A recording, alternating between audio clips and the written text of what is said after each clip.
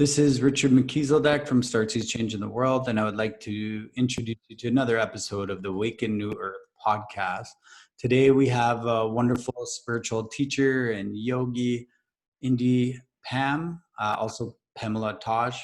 Pam, would you like to introduce yourself? Welcome to the podcast, and if you would like to just give a explanation of everything about your background. About myself.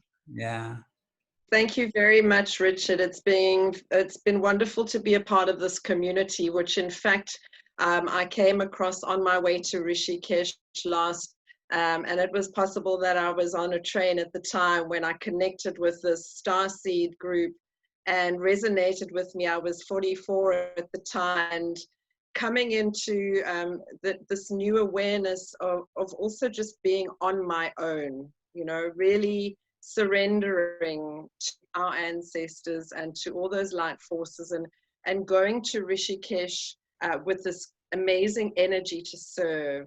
And I started my journeys between India and South Africa in 2013, when I felt like I not only needed physical rehabilitation, but I really had this calling to help people. I was desperately unhappy in my public relations job and my own company at the time, and I was overweight. I was on antidepressants, and perhaps I was in a situation feeling very isolated in my emotions, like a lot of people are feeling at the moment. So, in terms of yoga, you're a karma yogi. I saw there's a huge list of all the different kinds of credits, different things that you teach. Are you able to give a breakdown of some of the different things that you're into as well? You know, I started with the 200-hour yoga teacher training program, which I would almost say to people is either jumping ahead or it's not really going to get you the foundation that you need. I recognized by integrating the techniques in the 200-hour teacher training program, as well as being on the streets and using the kind of meditations that I was being taught to observedly, I was feeling a lot more confident, creative, and in a problem-solving aspect. I wanted to do something, improve my environment, and I really did think that that is the general consensus with all yogis, not just in the yoga capital, but any that has experienced some form of realization within themselves or are on the enlightenment path, on the destiny path, would recognize how important karma yoga is. So karma yoga is the yoga of action, and transmuting that action love to others. Unfortunately, it is taught there more as a service or a seva, which is it has a short, you're not really going to get the purifying and liberating effects if you don't integrate it every day on a long-term basis. Body that. It was really almost like embodying those Christ-like qualities that we see in our modern day saints. And it was so far for me to think that I could embody someone like a Mother Teresa. You know, my grandmother, though, was a devout Roman Catholic, and I think I honor a lot of her in my journey. She served in the land army, and I feel like her spirit as a nurse was with me when I started serving on the streets and doing foot care for the sadhus and the babas. I made sure I had a first aid kit with me, essentials to take care of wounds. And they started getting to know me and trusting that this woman was not there to entice or tempt or harm them. In fact, I would have miraculous days where they would be so openly receiving me and lining up for me to come in their feet. And that exchange, that touching of feet was just absolutely powerful. I came back to South Africa a different person. And I'm getting emotional, but when the spirit calls you for something, there was just this pushing on my own for months on end, and I knew that I had to return. So yes, there were some sacrifices involved to get me So how long were you in service there? Um, Rishikesh, the northern area of India, has its seasons because monsoon from May to August is hot and rainy, and with that comes a whole host of skin diseases and other airborne diseases. And then the times, which is mid-December to about February, is bitterly cold. Um, so I personally can't function on my own on the street those periods of times. I do about 2.5 months at a time before winter and before monsoon every year. Mm, that's beautiful. What do you feel in that time of being in full service there?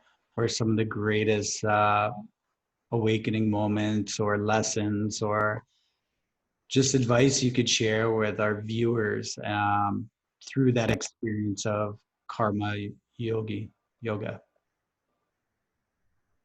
Um, the techniques and more specifically detachment of emotions and observation were two very important ones. Although in the beginning I can call myself almost like a venturing into this realm of super consciousness, I was very emotional. I was having a lot of teary moments and having to go back to my room at the end of the day and just cry. I didn't have anyone to decompress me, and I wasn't to any psychologist about the atrocities, the traumas, and the suffering that I was seeing. Um, so when you push yourself to those sort of limits of awareness, you have to detach and you have to honor the self within the self and nurture that and love that and transmute all of these maybe negative or suppressive and heavy emotions back into love again. And I started to work with breath and incorporating that giving and receiving to help me get the energy to do what I was going to do every day. And also when I was observing what I was doing, I was able to also see the expressions in their faces. I was able to hear the people around me, whether they were condemning or whether they were praising, and shift my awareness more into the lightness of the experience. And then also observing the touching aspect of what I was doing. And all of these techniques, I believe, can be applied to any form of action. It's giving yourself the value enough to recognize that smallest action as to the self or as a service to the self. If you're a mother and you have to wash dishes after dinner for a busy household, unrewarded, serve yourself. That becomes your karma yoga. Karma means action, and that became my slogan. And karma means action because I think we say it too much. We really abuse the word karma maybe as much as what we might abuse love. And we always tend to say as well, that karma is going to come back and bite that person, or karma will have its justice. No, again, it's a changing the thoughts within the mind. Every action is in love or in the essence of the spirit, and every thought is pure and positive. No ways are we sending out any judgments or personal opinions. I had to practice renouncing this action all the time, and it's difficult. It does require practice and conviction and devotion. And I think for all of us, it's important to have a level of daily practice, for us to go through these changes and to awaken and to find that like higher soul calling. It all starts with having a form of daily practice. So I'm kind of curious as to, I know you gave a little bit of a description in the beginning. You were in project management before, and you Yes, I had a public relations and events company, and I have been published in the West Eastern Cape in hospitality magazines. And I suppose that also helped me quite a bit when I needed to start campaigning. But in the karma experience, the karma yoga and the service experience, I had to detach from corporate. It's only in the last couple of years where I've actually seen, okay, now I need to value my pre-self-realization experience and everything I was doing in corporate society, and value everything and bring it back and merge the two. So what do you feel moving forward with all of these changes you're kind of seeing everywhere throughout the world, and even more so like on an energetic level, because there's a lot that we're observing, you know, on the street level, so to speak, and then there's a lot that is happening on an energetic level right now. Where do you feel your role is, like kind of moving forward, coming out of COVID-19 and shifting, because it's kind of caused a reorganization for all of us on some level or some form to really kind of reevaluate where our focus may be or what is next? Yes. I say even before lockdown started and we got more knowledge about what COVID-19 was and how the pandemic was spreading and go at the time, trying to finish and market projects and programs, which in hindsight now wouldn't have made any sense. I think the way of teaching is going to change. We do have a time now where we can start creating foundations. And I've always believed in the relationships, most importantly, those around you, your friends, your community, are going to become not just your resource, they'll be your marketers, and they will be the people that will buy from you, whether it's a new trading or barter system that some of my friends here in our festival tribes, or whether it is just the community outreaches and projects. But I believe that corporate and community projects need to start aligning with some bigger vision on bigger, more long-term change. I mean, my experiences now with the homeless people, it's not enough to give them enough that's going to help them for a day or two or a week. They do need a house, and a house onto a piece of land. So I would love to start getting involved with the implementation of projects that is going to see completion, you know, in a space of time that is realistic to actually start solving these problems. I'm networking with a lot of people in India about volunteer programs, and then looking again at our situation in South Africa where there are so many job losses, and saying, how can I get people into volunteer programs where they can learn about what is needed to start an eco-village, or how to permaculture and do sustainable farming. And I think our community knows all of this, about taking the profits away from corporations and helping the man on the street and the farmers back to the old times, back to when things were more simple. India has given me such an amazing experience. You know, yeah, it's incredible how resourceful they are. There are so many people living in India, and seeing how the villages and the different communities in North and South, including the Goan people, live off the land. I think there's 1,000 things I know what to do with a coconut at the moment, you know, whereas we'll know a few. So the answers are out there. I think more of us should start traveling, you know, whether it is that we're traveling to other parts of the world or getting a camper van and just simplifying things. Yeah. That's beautiful. It is a worldwide problem.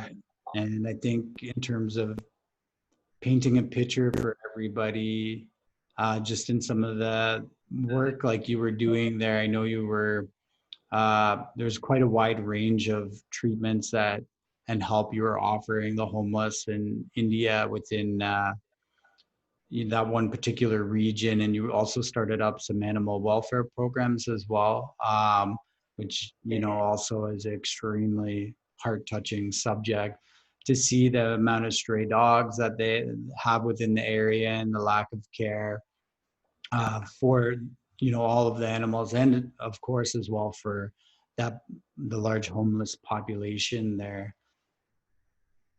That's quite a humbling experience to come into, I would imagine, wherever it is we are in the world, or wherever it is we're coming from. There's so, like, being of full service can be interpreted in so many different ways. When you shared with me your story, it was very inspirational to hear. It really moved me on a deep, deep level, because that level of service, there's not to put any level of comparative, but it's an action orientated and spiritual level service, which takes a lot of dedication, a lot of shifting, and a lot of pretty much just dropping everything that exists within your life to go into that moment to really take that action. So I just kind of commend you for all that. And if you were to help paint a bigger picture of what's happening, in India, within the class systems and within some of the extreme poverty you see there, what is it? How would you share that with our viewers?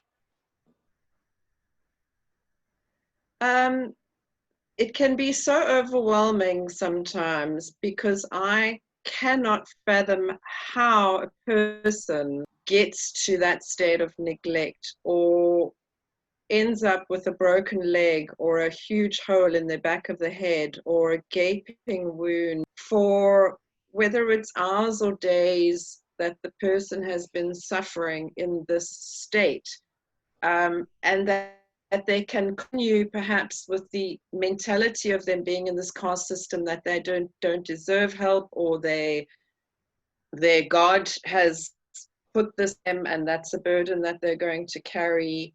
I must say that when I recount these episodes, though, I don't get as emotional as I used to. I mean, there was one instance where I was trying to save a mother cow, and I ended up having to deliver her baby, which was premature, and both the mother and the calf died. But there was a lesson in that I learned again a year later. So I think what is happening now is, when the challenges and the obstacles come, I'm understanding the need for it to be in that part of my journey at the time, and I'm able to face it with a lot more strength and courage. And the word superhuman has also come to mind, because natural, and I believe that when we go through these amazing experiences where we can challenge our spirit and our soul to such an extent where we are then closing up karmic circles, we are having all the karmic ties and sins of the past and our ancestors just wiped clean, you really do get to a state of complete purity. So as disgusting as some environments were, I was feeling extremely holy, if I could say it that way, without putting too much emphasis on myself, because I've never asked for anything. As a karma yogi, I never expected any donation, and it was really difficult for me to understand how to ask without people seeing the public relations in it, without them seeing me campaigning for an organization, because I was just a single person. I think the creativity and the way I look, because I did shave my hair to go into the environment so that I could look a little bit more dual and asexual for the Babas, so there's no threat in my persona. that got caught on by a lot of young Indian boys who were feeling inspired by what I was doing. Young men were cutting their hair like mine and sending me messages of inspiration and Messenger on Facebook.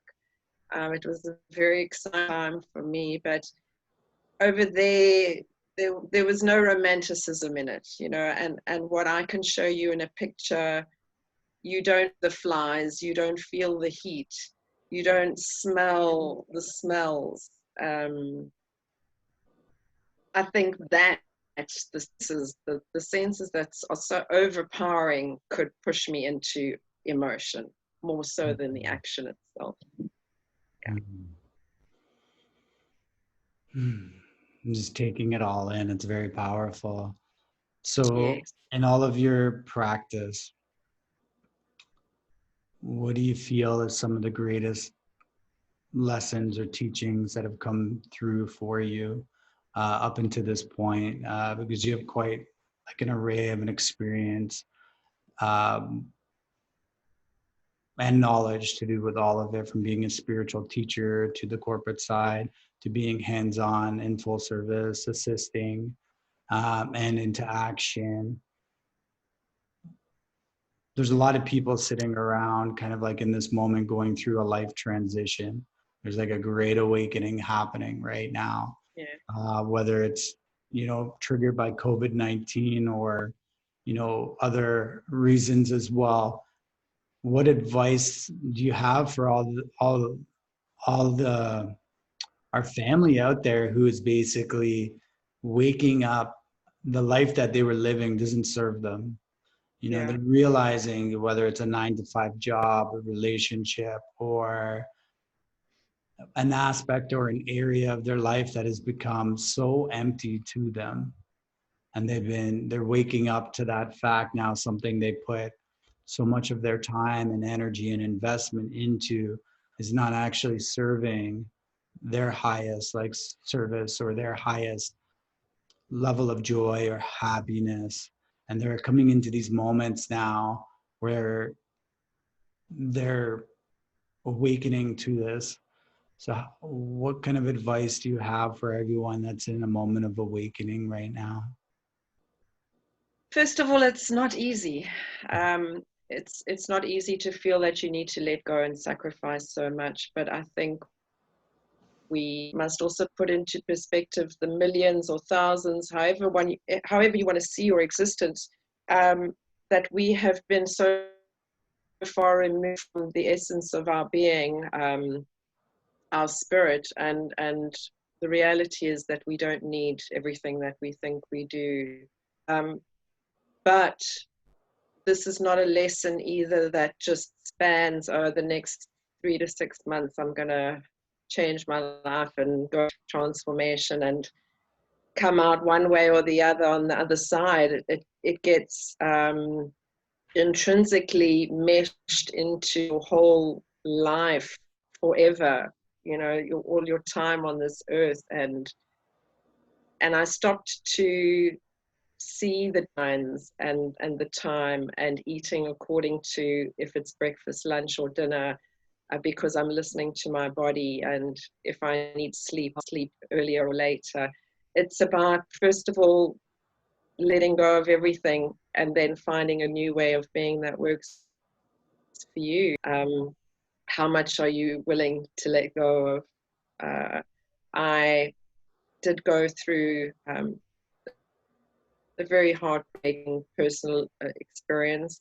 My divorce from my partner, who I thought was on the spiritual journey with me, was completely different. But I had made a decision to spirit, source, and God, I think, right at the beginning of time. But I read in so many different chapters of my life that I kept coming back all the time and saying, I want to serve, I want to give, I'm not happy. Who am I in this?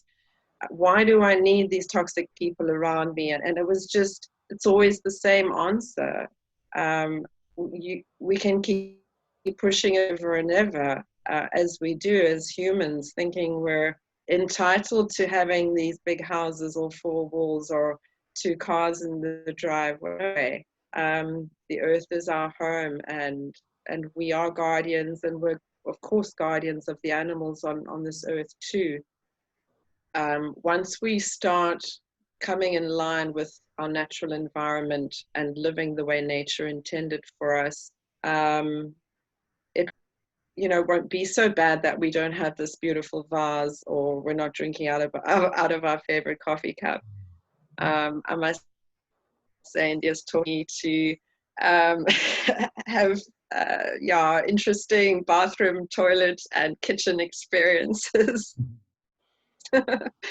And I think over maybe a 5-month period, I counted having lived in 22 different kinds of spaces in 2015, including a houseboat in Srinagar.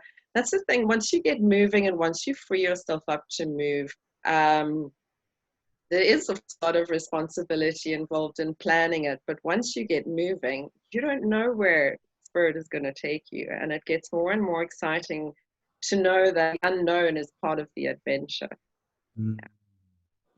That's very beautiful and great point.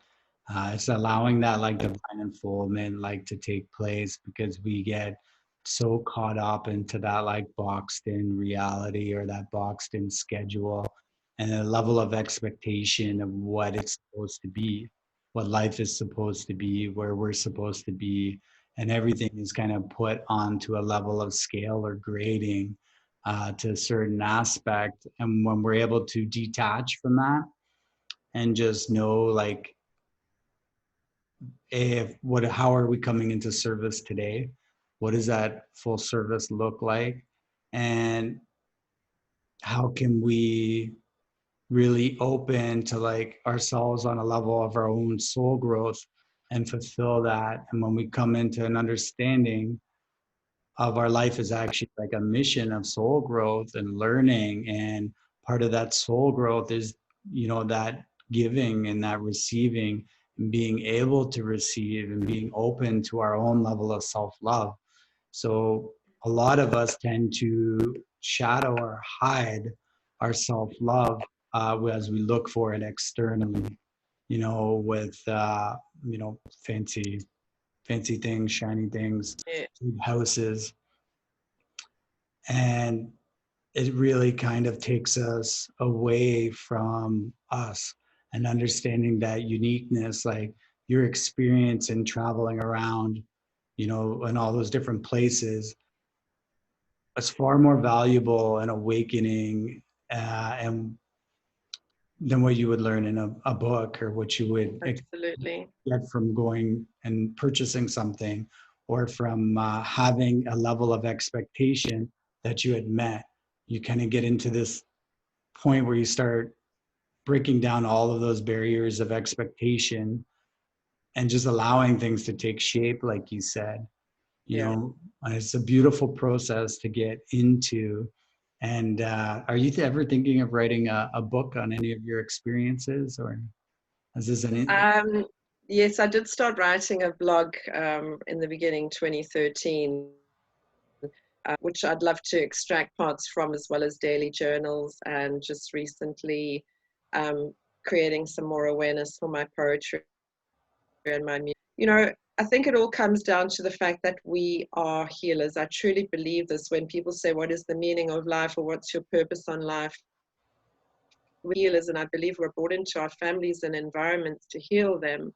And these attributes have always been a part of my child self. When we play, dance, sing, paint, draw when we are children, that kind of gets pushed to the side because we're told that we need to be part of a system and earn a proper salary, and we're conditioned into believing that this is how we can live our lives.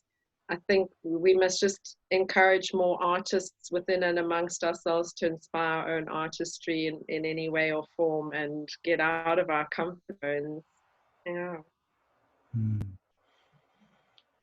Are you able to share with us a powerful story from your time in India that kind of comes to mind, that kind of touches you deeply, that could bring a moment of change for someone? Um, a specific street story, a healing experience. um, there was one lady in particular, and it was one of the last emergency rescues that I did, although I wasn't the one that ended up moving off the street.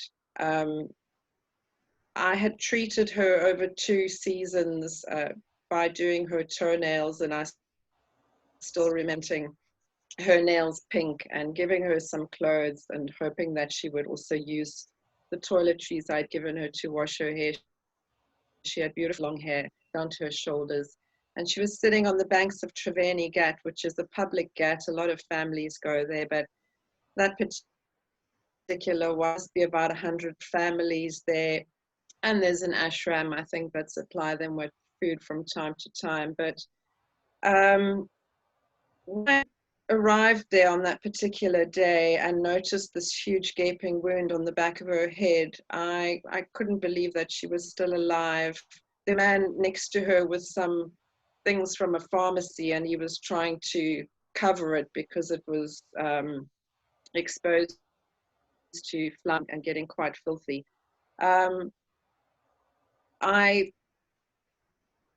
tried to hold her down, and in fact see some of my pictures on Instagram. I was holding her hand and he was behind with the bandaging materials, and we had another 2 people to help keep her still, but she was just deranged and she was fighting. And I think the fighting with somebody like in that state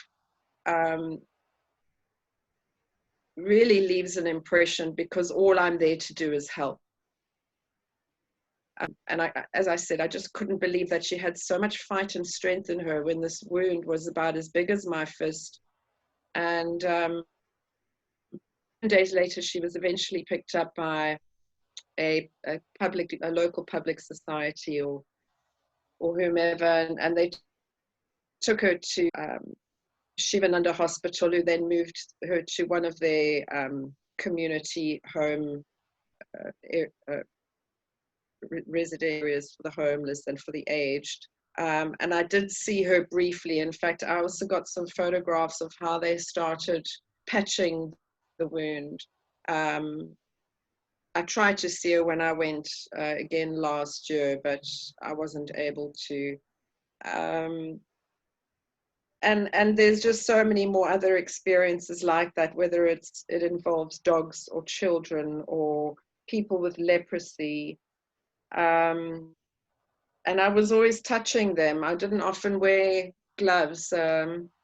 I was busy doing the one hands and nails of a also mentally challenged man, and he was scratching his neck, and I took my wet wipe and I swiped the back of the neck, and when I looked at it, I threw everything, took my scarf off my neck, wrapped my hair up, and went to the local shop and got some shampoo and everything that I needed. When I found him, he was around the corner by another temple, and I got him to put his whole head down, and we started this process. But that again was the most disgusting thing I think I've ever done, besides the wound, actually, that physical stickiness of trying to get the scissors through the hair.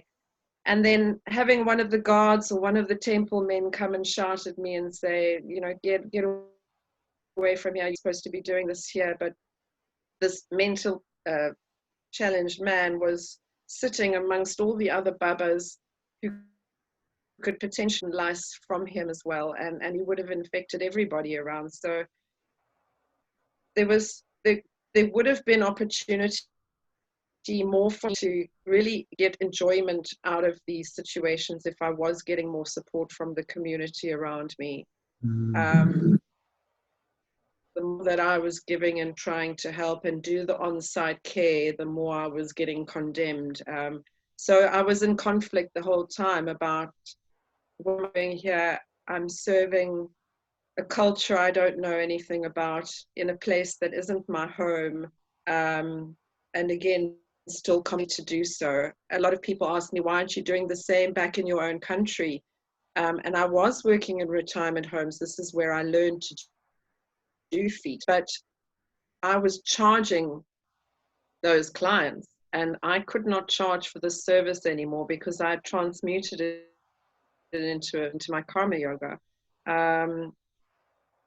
So yeah, I think the book that I would like to write is going to take a lot of interest and some time to process a lot of the emotions that I need to get out to really give people a good picture of what happened, and also to inspire their own transformation and expansion. Mm. You have lots of projects on the go right now. From what I saw anyway in your list that you had. What upcoming projects are you working So I will always be doing karma yoga in Rishikesh, the two times in the year when lockdown and corona obviously subside. Then I'm involved with a group of ladies in Arambol, which is North Goa, helping beach dogs. I'm also the administrator of Rishikesh Yogis community, which is an international, but I'm very much focused on what NGOs and individuals are doing in the northern region of India. There are things like a shelter space that is so desperately needed for the animals,